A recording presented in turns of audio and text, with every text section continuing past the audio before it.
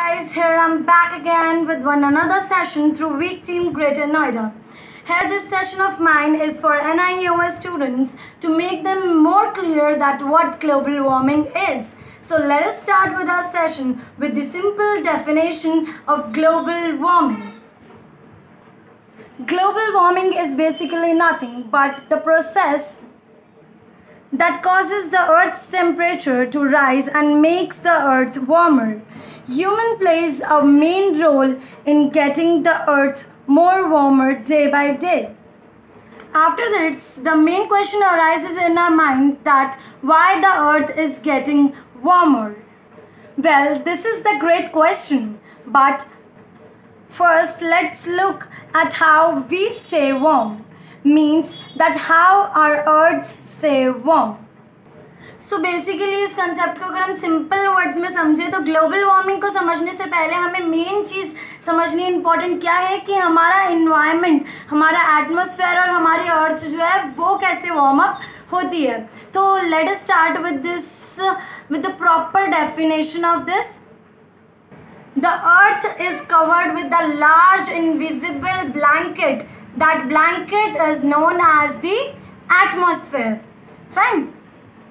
तो आगे के कंसेप्ट को हम और भी इजी वे में समझते हैं. जब अर्थ हमारे एटमॉस्फेयर के कांटेक्ट में आ जाता है तो सन की जो रेज होती हैं, some of the rays of the sun get reflected back to the earth. मतलब सन की जो कुछ रेज होती हैं वो रिफ्लेक्ट बैक हो जाती हैं अर्थ से, और कुछ रेज जो होती है some of its rays are absorbed by the atmosphere, और उसकी जो कुछ रेज होती हैं सन की वो एटमॉस्फेयर जो है वो अब्जॉर्ब कर लेता है.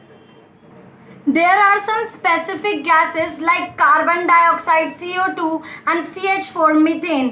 These gases are known as the greenhouse gases which helps the environment to keep it heat. मतलब ये जो गैसेस हैं ये इन्वायरमेंट को, एटमॉस्फेयर को हमारे हीट करने में हेल्प करती हैं. और इसी प्रोसेस को, इस हीटिंग के प्रोसेस को हम क्या कहते हैं? Green house effect.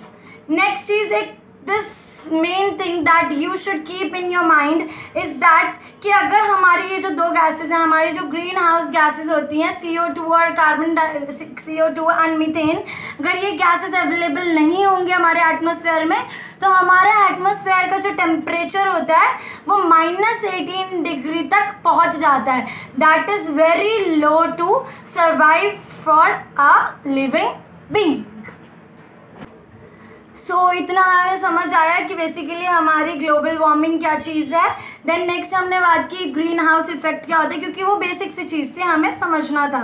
एक ग्लोबल वार्मिंग को समझने से पहले ग्रीन हाउस इफेक्ट को समझना हमारे लिए बहुत इंपॉर्टेंट था.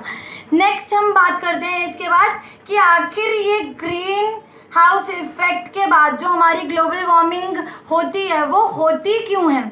ठीक है, what are the main causes of this global warming. So after thinking all these things, the first question that arises in our mind is that why this earth is getting hotter day by day.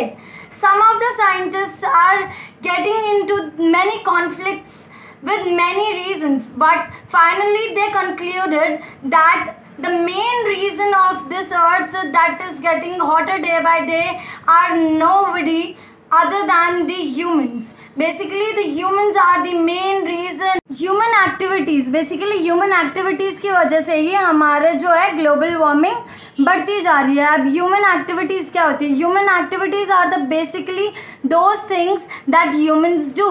मतलब वो सारी चीज़ें जो हम लोग करते हैं अपनी डेली लाइफ में, जैसे कि व्हीकल्स को चलाना, driving the vehicles such as cars, bicycles etcetera.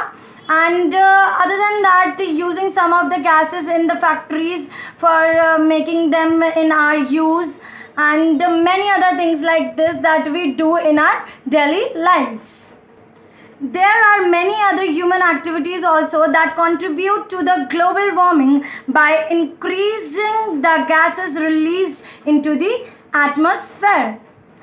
So I hope कि आप लोगों को ये कंसेप्ट थोड़ा सा और ज़्यादा क्लियर हुआ होगा पहले से कि बेसिकली हमारी ग्लोबल वार्मिंग क्या होती है, ग्लोबल वार्मिंग के इफ़ेक्ट्स क्या होते हैं और ग्लोबल वार्मिंग के कॉजेज़ क्या होते हैं, किस वजह से ग्लोबल वार्मिंग होती है. So here guys, this is all for today. वीक टीम ग्रेटर नोएडा की तरफ से bye bye, take care and नमस्ते.